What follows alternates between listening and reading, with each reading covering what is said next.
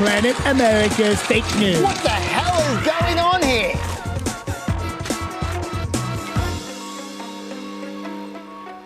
What a week! Welcome to Planet America. I'm John Barron. I'm Chaz Licciardello. So now we know what Michael Cohen really thinks of Donald Trump. He is a racist, he is a con man, and he is a cheat.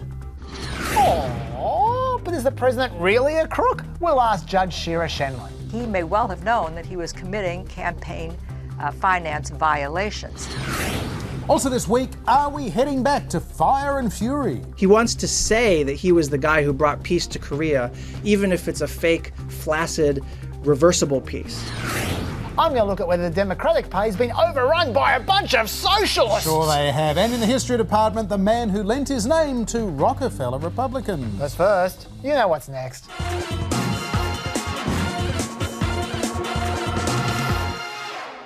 Donald Trump's former personal attorney has accused the president of breaking the law while in office. Mr. Trump is a con man. He asked me to pay off an adult film star with whom he had an affair and to lie about it to his wife. Cohen provided copies of the wire transfer he made to Stormy Daniels' attorney and the checks to reimburse him, including one signed by President Trump himself in August 2017, 8 months after he became president. Cohen also claimed Trump's campaign was nothing more than a branding exercise. He never expected to win the primary. He never expected to win the general election. The campaign, for him, was always a marketing opportunity. And for those looking for evidence of collusion with Russia, there was this: the claim Trump knew in advance about the release of DNC emails hacked by Russia. Mr. Trump knew from Roger Stone in advance about the WikiLeaks drop of emails. Pretty lame collusion, though. Roger. The information that Stone supposedly passed on there had been tweeted out by WikiLeaks several times over the previous month. Well, Cohen also claimed that Donald Trump knew in advance about that infamous June 2016 meeting at Trump Tower with Russian agents offering dirt on Hillary Clinton. And I recall Don Jr. leaning over to his father and speaking in a low voice, which I could clearly hear, and saying, "The meeting is all set." And I remember Mr. Trump saying, "Okay, good, let me know." I love that. Speaking in a low voice, which I could clearly hear. Cohen also said he had no proof of collusion with Russia, but he had his suspicions. He also claimed that both he and Trump lied publicly about negotiations for Trump Tower Moscow. President Trump has maintained he had no part in the deal, which he said ended before the primaries began in 2016. Michael Cohen says, well, that's false. Mr. Trump knew of and directed the Trump-Moscow negotiations throughout the campaign and lied about it. Although, interestingly, Cohen also said that Trump did not explicitly tell him to lie about the tower. So if you believe Cohen, that completely refutes that big BuzzFeed story from January. I think we can consider that pretty much refuted now. Yeah. President Trump, of course, had his say on Twitter. He did bad things unrelated to Trump. He is lying in order to reduce his prison time. Although, to an extent, it was what Cohen didn't say or couldn't say that might end up being the most significant in all of this. Representative Raja Krishnamurthy, a Democratic congressman from Illinois, asked Michael Cohen when was the last time he spoke to Trump or somebody close to Trump, and what did they say? Unfortunately, this topic is actually something that's being investigated right now by the Southern District of New York, and I've been asked by them not to discuss and not to talk about these issues. Fair enough. Is there any other wrongdoing or illegal act that you are aware of regarding Donald Trump that we haven't yet discussed today? Yes, and again, those are part of the investigation that's currently being looked at. Oh! Well, whether you believe a word that Michael Cohen says or not, the Southern District of New York is looking into these matters in great detail, and that is a headache for this White House chair. I suspect they were a bit stressed about Cohen, judging from how hard the White House's allies have been trying to nail him all week. First, you had Congressman Matt Gaetz the day before the hearing going real hard. Hey, Michael Cohen, do your wife and father-in-law know about your girlfriends? Maybe tonight would be a good time for a chat. She's about to learn a lot. Whoa.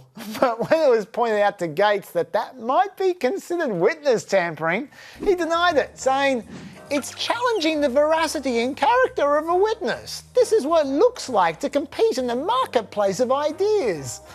Rightio. Well, the Republicans were less hardcore in the hearing, but just as desperate. At one point, they even erected this poster in the hearing room. Could have been worse, I guess. They could have accused him of having cooties. Well, look, they were doing everything but actually interacting with Cohen's testimony, so I'll do it for them. I found one contradiction a bit hard to digest. Did you, counsel? I did. This happened a bit. Cohen suggested that Trump didn't want to win in 2016. He just wanted to make money. He had no desire or intention to lead this nation, only to market himself and to build his wealth and power.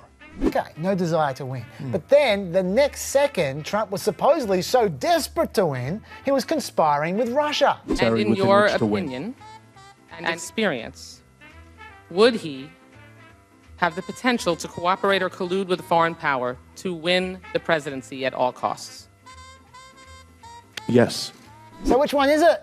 I wish people would make up their minds. Yeah, good point. Maybe he was just hoping that Russia would help him lose rather than win. For more on that, we're joined by Judge Shira Shendlin. She's retired justice from the Southern District of New York, that jurisdiction where a lot of these matters Cohen was testifying about are being investigated.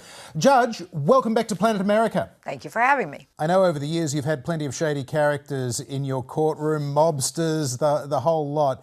How reliable a witness is Michael Cohen given his history of perjury? It's a good question. I think he's reliable because he has every incentive now to be truthful.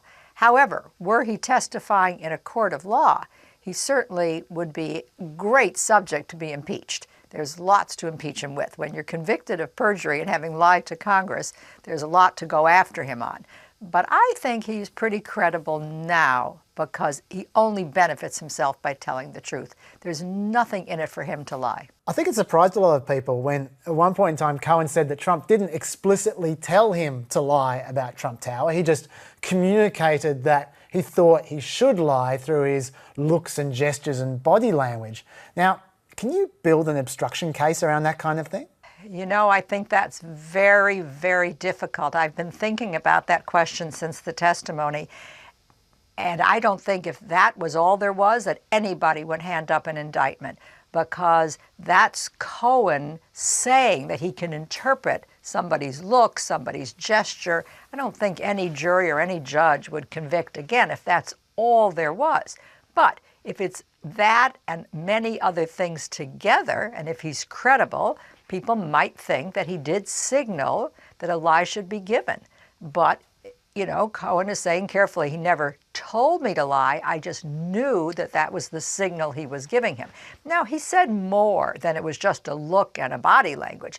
He said that Trump would say things like, there was no collusion, there was no ties with Russia, I wasn't doing. Then he would sort of say, right, you know, meaning that's the party line. You have to say what I just said. So without saying the words I just said, that's the implication. Judge, to a number of questions, Michael Cohen said, look, I can't answer that question because the Southern District of New York is looking into it. What are the restrictions there and what are the kinds of things that he might have been talking about? Well, there may be ongoing investigations. That's what he hinted at. That he is aware because he is a potential witness in ongoing investigations. And as such a witness, he may have been instructed by the prosecutors, you are not to discuss this. This is an ongoing investigation.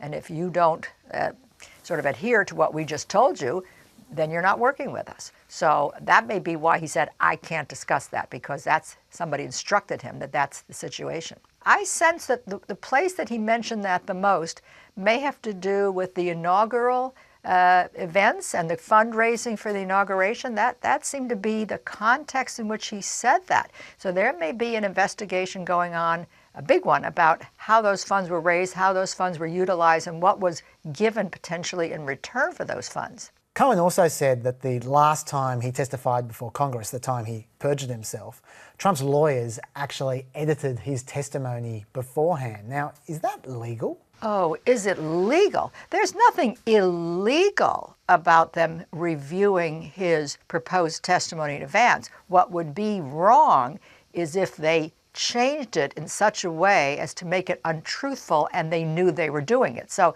let's say somebody writes in their written testimony, "I stopped at the red light," and a lawyer looks at it and changes it to, "I didn't stop at the red light." Well, that would mean that the lawyer changed the testimony in such a way as to make it untruthful. So that's the issue. It's not wrong to review it. They have every right to look at it if that's what the president wants, and that's what Mr. Cohen agreed to. That's fine.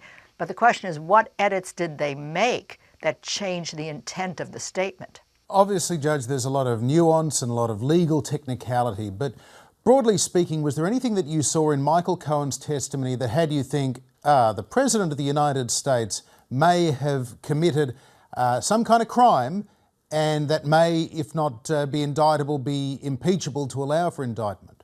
Boy, that's asking for a lot of leaps and speculations, but there were a couple areas that he talked about that certainly are worrisome for the president. One was that he indicated that he is convinced that the president knew in advance that there would be a leak of emails of Mrs. Clinton, and it was coming down, and the source of it was Assange and WikiLeaks, and where they got the information. So he indicated that he believes the president knew that in advance. Now, that's a problem because the president has said, "I didn't know that in advance." And I suspect when he answered written questions from Mueller, he may well have said, "I knew nothing about that in advance." So if he gave that statement under oath, and if this turns out to be true, that's a big problem.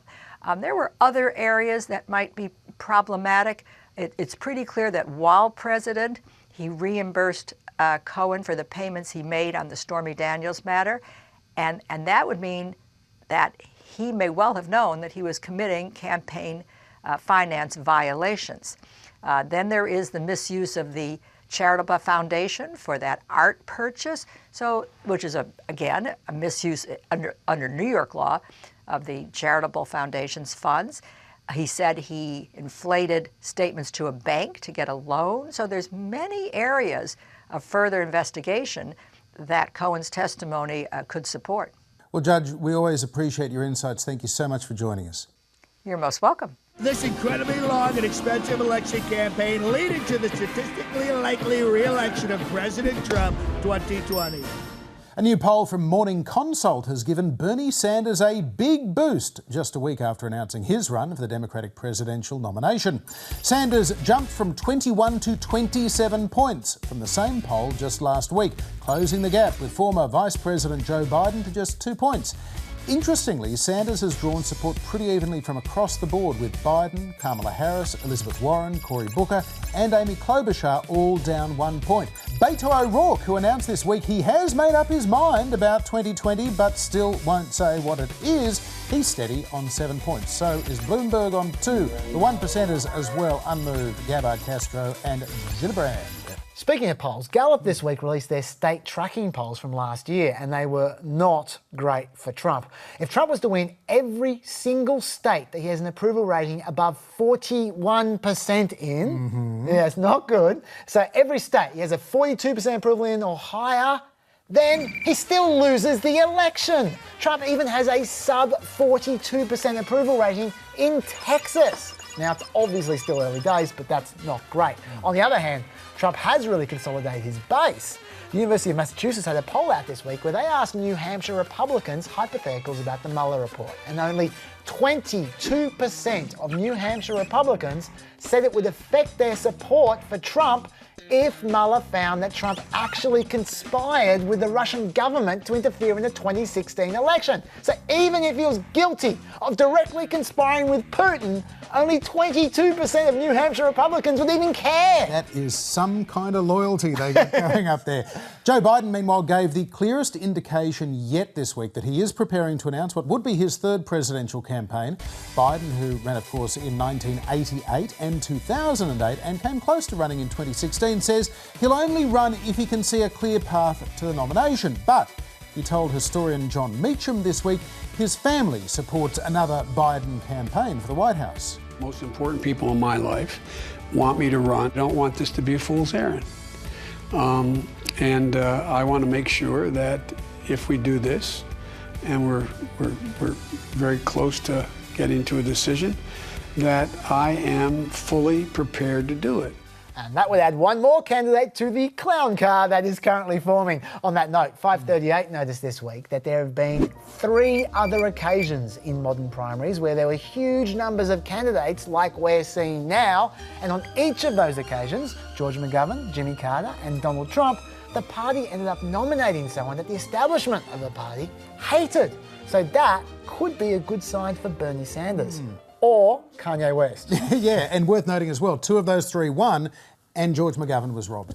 Senator Bernie Sanders is off and running, of course, but so too is an issue from his last campaign, his tax returns. During the 2016 primary, Hillary Clinton's tax papers revealed all those $200,000 speeches to Wall Street bankers, and that didn't help her. Donald Trump promised he would release his tax returns, and then he didn't, falsely claiming it was because he was being audited. We still haven't seen them. But that all led to calls for Bernie Sanders to be more transparent about his financial affairs. Sanders basically blamed his wife Jane, though, for not having done the paperwork. What we have always done in my family is Jane does them. And she's been out on the campaign trail. We will get them out. We'll get them out very shortly. And Jane took the blame. Sure. I'll have to go back and find them, but yes. They're here somewhere. Anyway, this week at a CNN town hall event, Senator Sanders was asked about it again, and things got pretty awkward. So when do you think we'll be able to see your tax returns? Sooner than later. Well, what does that mean? Soon. Soon? Yes. Are they ready to be released? I think that we have to just do a few more little things. Like find them? You got to do a few things like find them? Well, but why did he never get around to releasing all those tax returns last time? He promised he would. In the end, it was just a 2-page summary of 1 year's returns, 2014. What's the story, Bernie? I didn't end up doing it because I didn't win the nomination. If we had won the nomination, we would have done it.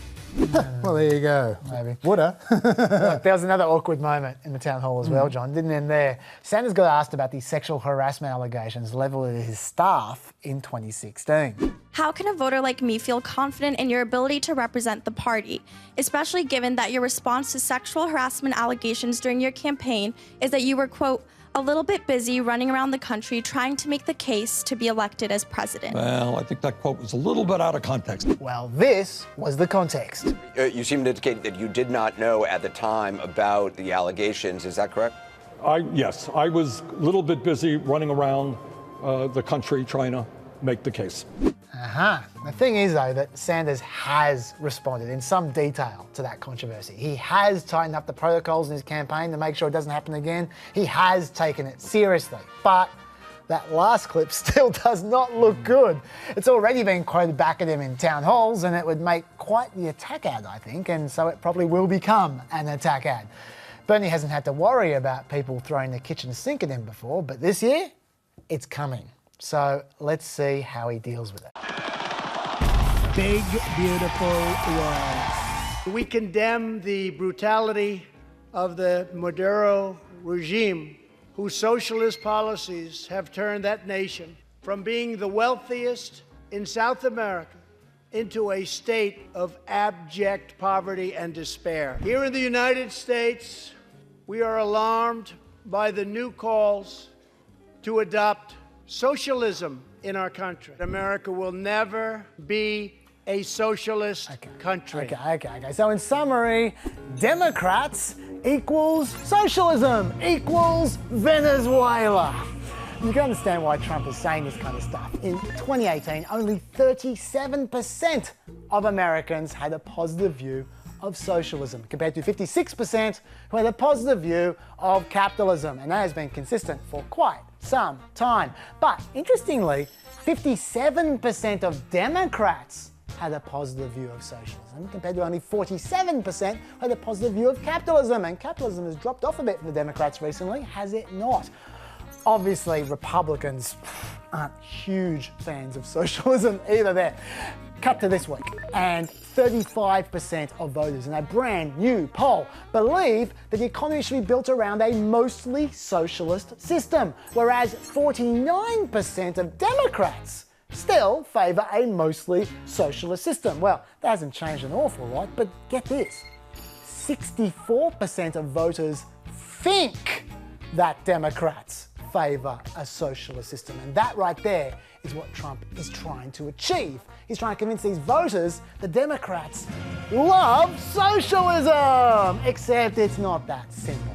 Because according to YouGov, only 41% of Democrats said they were comfortable with a presidential candidate who called themselves a socialist, whereas 59% were not comfortable with a socialist candidate. And of course, Republicans were decidedly uncomfortable with a socialist candidate as well. Hey, I got some great news for all you folk. You're not going to have a straight-up socialist presidential candidate because they don't exist.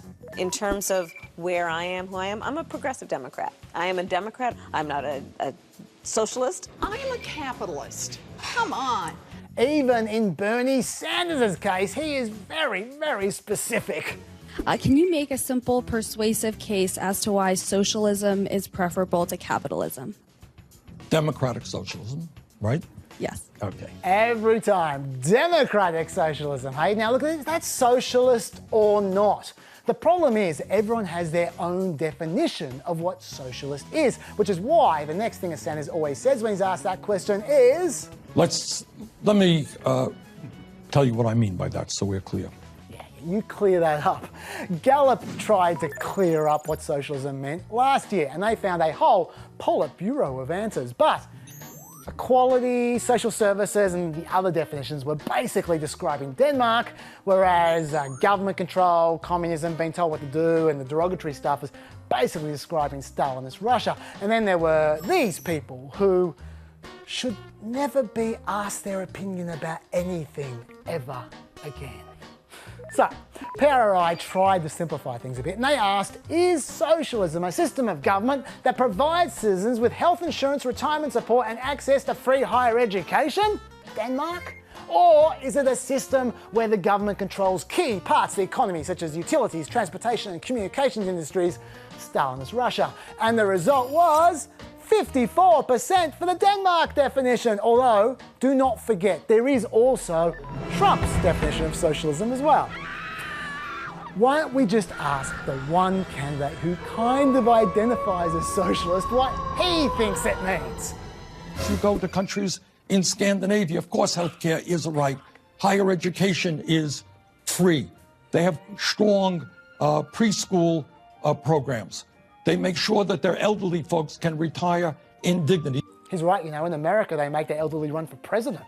So to me, when I talk about democratic socialism, what I talk about are human rights and economic rights. Now, that does not sound like Venezuela to me. Then again, I do work at the ABC, and this is what a typical day looks like for us.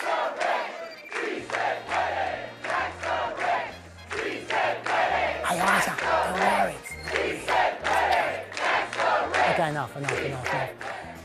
Don't take my word for it then. There's a much more reliable source out there who also believes that socialism isn't necessarily a big deal. The United States was proud to be the first nation in the world to recognize President Guaido. That there is Donald Trump standing up for member of the Socialist International, Juan Guaido. Yes, the guy that Trump's going for in all this is a socialist as well. Who's gonna tell him? Billionaires Michael Bloomberg and Howard Schultz are both considering running for president in 2020, both as socially liberal, fiscally conservative centrists. Bloomberg as a Democrat, Schultz as an independent. But history suggests no amount of money can overcome America's increasingly polarised politics. December 19, 1974, after one of the most turbulent periods in its history, America has a new vice president. I, Nelson Aldrich Rockefeller, do solemnly swear that I will support and defend the Constitution of the United States. For the first time ever, the US had an unelected president and vice president. So help me God. Nelson Rockefeller was born into a family whose riches eclipsed the wealth of many nations. He was the grandson of the ruthless founder of Standard Oil, John D. Rockefeller, once the richest man on earth. Nelson Rockefeller grew up a socially liberal, fiscally conservative, moderate Republican in the mould of Teddy Roosevelt. He served as a diplomat and advisor to 3 presidents before running for office himself. In 1958, Rocky, as his supporters dubbed him, used his family fortune and personal charm to win the governorship of New York, at the time America's largest state. Rockefeller's victory in the nation's largest state is one bright note for the GOP. Quickly his name joins those mentioned for 1960's presidential sweepstakes. And Rockefeller did have his eye on higher office. Our White House caller is New York's Governor Rockefeller, a Republican who would accept a presidential draft by his party. After seeing President Eisenhower, he reserves his statement for a Manhattan news conference. Governor Rockefeller withheld support for Vice President Richard Nixon, pressuring him to insert more progressive planks into the party platform on civil rights, nature conservation, and a ban on atmospheric nuclear testing, enraging conservatives. Corps demonstrator carrying him up the center aisle.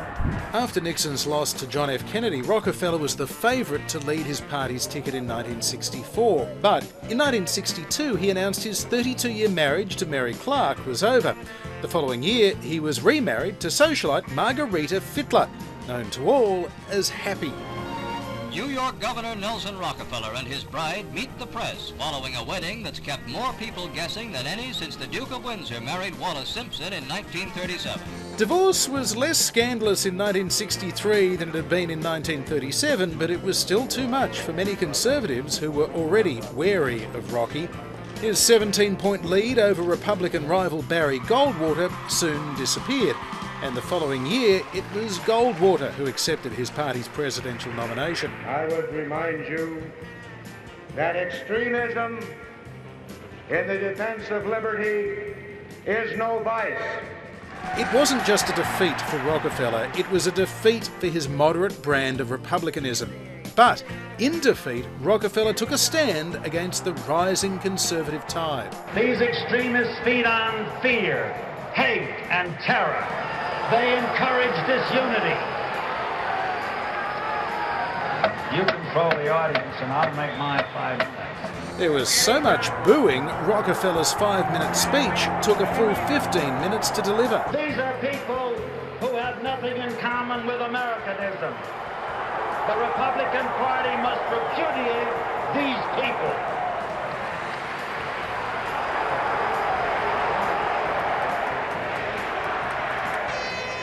Most of the delegates were chanting, "We want Barry," and they got him. Barry Goldwater led the Republican Party to a landslide defeat at the hands of President Lyndon Johnson. 4 years later, though, Rocky tried again. Today I announce my active candidacy for the nomination by the Republican Party for the presidency of the United States. But once again, Richard Nixon and the party's growing conservative wing stood in his way. When President Gerald Ford nominated Rockefeller to be his vice president in 1974, his confirmation was expected to be a formality. It was anything but, as his family finances were raked over and his old rival, Senator Barry Goldwater, remained a thorn in his side. Senator, do you have any misgivings at all about the Rockefeller nomination? Well, it's not going to set well with the conservatives in the Republican Party, and I warned the president about that, and I'm sure that he understood it. Rocky's confirmation went through, but heading towards the 1976 election, President Ford was facing a conservative challenge of his own from former California Governor Ronald Reagan. In an effort to appease the party's right wing, he asked Rockefeller to stand aside so he could pick a more conservative running mate. And I came down here to help him in connection with solving problems, not dealing with party squabbles. Nelson Rockefeller didn't live to see the conservative takeover of the Republican Party completed with the election of Ronald Reagan in 1980. In January 1979, he had a massive heart attack and died. At first, his press secretary told reporters Rocky had died in the early hours of the morning at his desk in his office in New York's Rockefeller Center. Turned out, he was in bed with his 22-year-old assistant.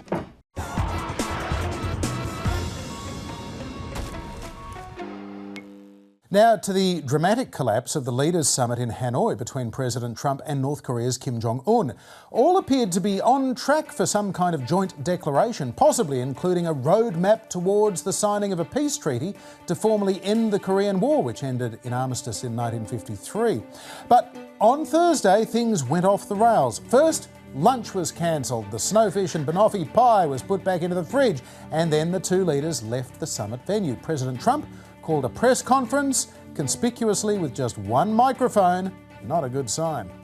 Sometimes you have to walk, and this was just one of those times. Oh, that was a surprise. Sure was. Going in, a lot of the commentators were expecting a bad deal or a cave of some kind, but then Trump did exactly what those people would have him do. He didn't take the bad deal, and he conducted a kind of normal press conference. I'm not sure anyone knows how to react when... Well, there was Sean Hannity. He asked Sean Hannity a question. Well, it's still orthodox for Trump.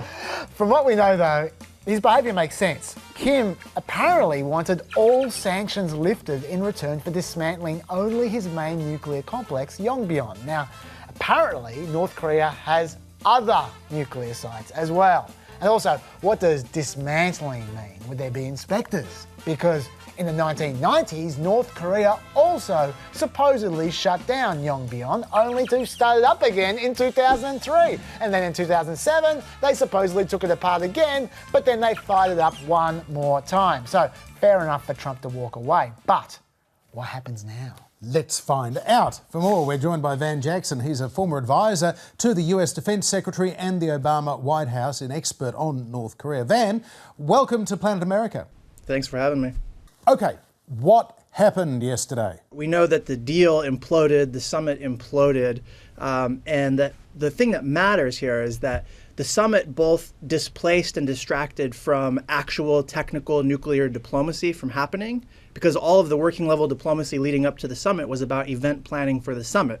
It wasn't about arms control. It wasn't about denuclearization. So the summit itself sucked up all the oxygen in the room for real stabilizing diplomacy. Now, the two sides are disagreeing about why the summit failed. North Korea denies that it wants full sanctions relief in return for only partial denuclearization, and that's how President Trump has characterized it. Is there any way to know who's telling us the truth? Well, so North Korea issued a statement that listed 5 UN sanctions that were imposed since 2016, and they're pretty stringent sanctions. And they said that's what they wanted removed. But we know that those 5 sanctions themselves are a pretty big deal, and those are significant. And a lot of people would say that lifting those 5 sanctions since 2016 would be tantamount to lifting all sanctions. I'm not one of those people. I think we actually could have gone down that path and tried to find a way to get to yes.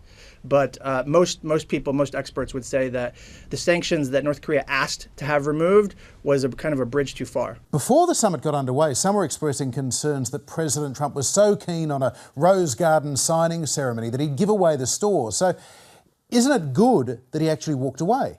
Okay, so that's one of the major fallacies from this whole summit implosion. Trump didn't walk away from a deal. Kim walked away from the deal. Kim left the hotel early. Kim left Trump to do a press conference by himself. Kim made an onerous demand that Trump's people told him in advance Kim was going to make, and then Trump just plowed ahead anyways, thinking that he could charm him in the room.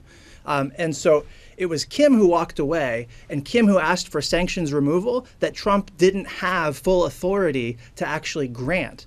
The president can't remove sanctions himself unless it's sanctions that were imposed by executive order.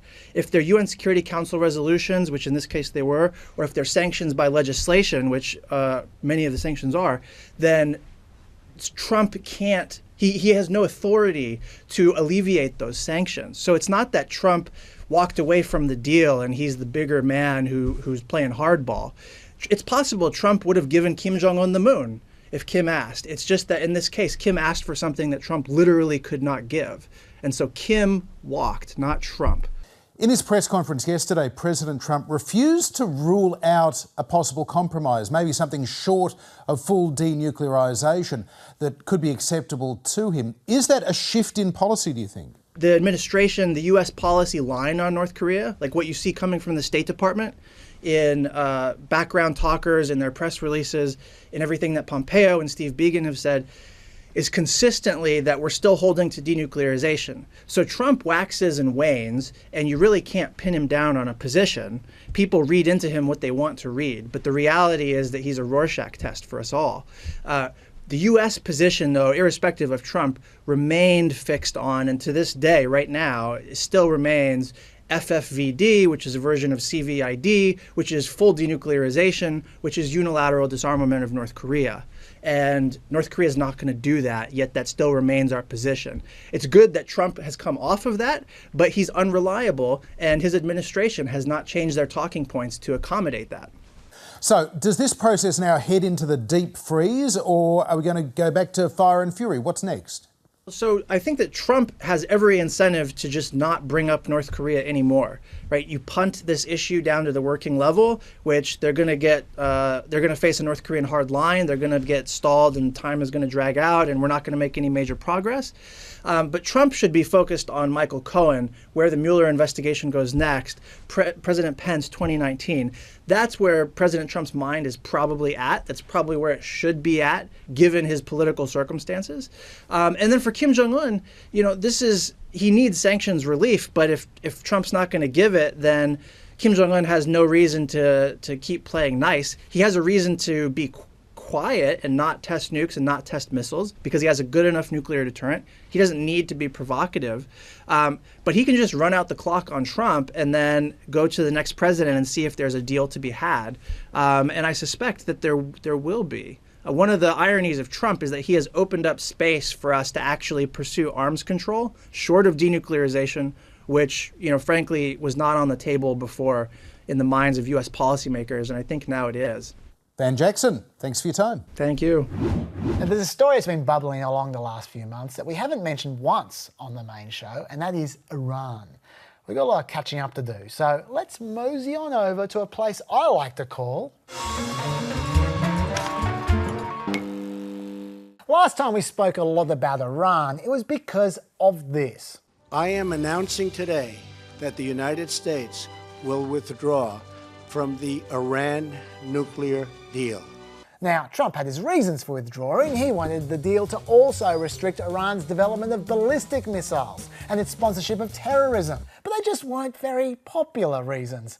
In July, 66% of Americans wanted to stay in the nuclear deal, including 53% of Republicans. I'm not sure the diplomacy that followed helped much either. At one point in time, Iranian President Rouhani said that peace with Iran is the mother of all peace, but likewise, a war would be the mother of all wars. Now, that's not overly friendly, but then Trump responded, "We are no longer a country that will stand for your demented words of violence and death. Be cautious." Mind you, Iran have their own master diplomats. Their original response to Trump's withdrawal from the deal was to chant death to America while burning a US flag in Parliament. Constructive.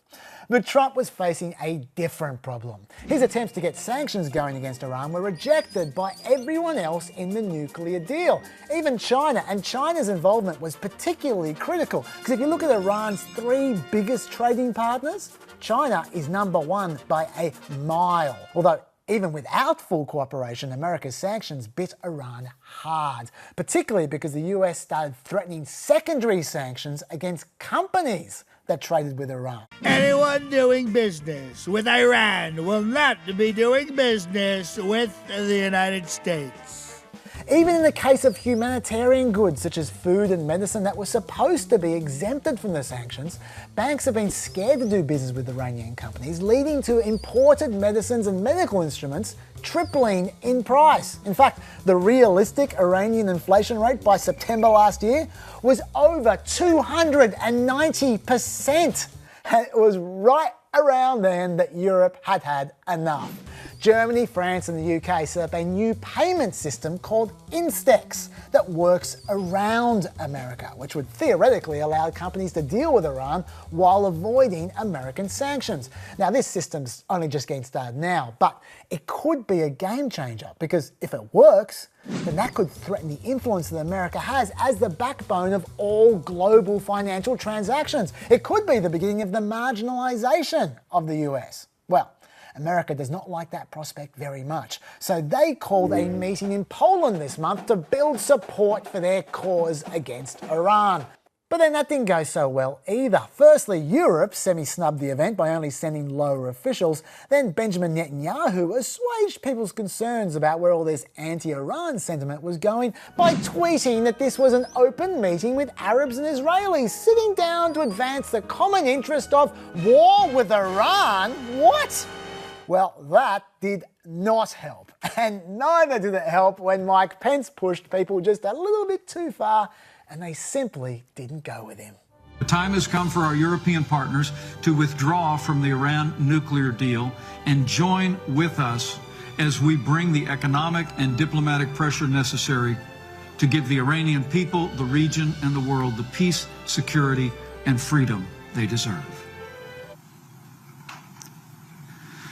We must not let this opportunity slip from our hands. The weird thing is, even while America has been trying to ramp up the pressure on Iran, the American intelligence agencies are still saying things like, and while we do not believe Iran is currently undertaking activities we judge necessary to produce a nuclear device, they still don't think Iran is trying to build a nuke, but they're being ignored. And that is reminding some people of the lead up to the Iraq War in 2003, when the Bush administration ignored their intelligence people because they'd already made up their mind what they wanted to hear. It's especially evocative because Iraq War cheerleader Rudy Giuliani is at it again, declaring Trump committed to regime change in Iran. John Bolton was even part of the Bush administration before he started writing articles like, "To stop Iran's bomb, bomb Iran." Not hard to read between the lines of that one. So, are we about to see a push for war in Iran? Or will diplomacy prevail? Well, fingers crossed, because a December poll found 72% of Iranians said the nuclear deal experience showed them that's not worthwhile for Iran to make concessions when negotiating with world powers, because Iran can't have confidence that world powers will honour their side of an agreement. America? Maybe we should talk about Iran a little more often. And thus endeth the Planet America for this week. Thanks for your company. As always, you'll find us over on YouTube. Just type in ABC News Australia, click and scroll down, and there we are. Got it. And as always, you can find us on iView and Facebook. And back here on the TV at the same time next week. Goodbye.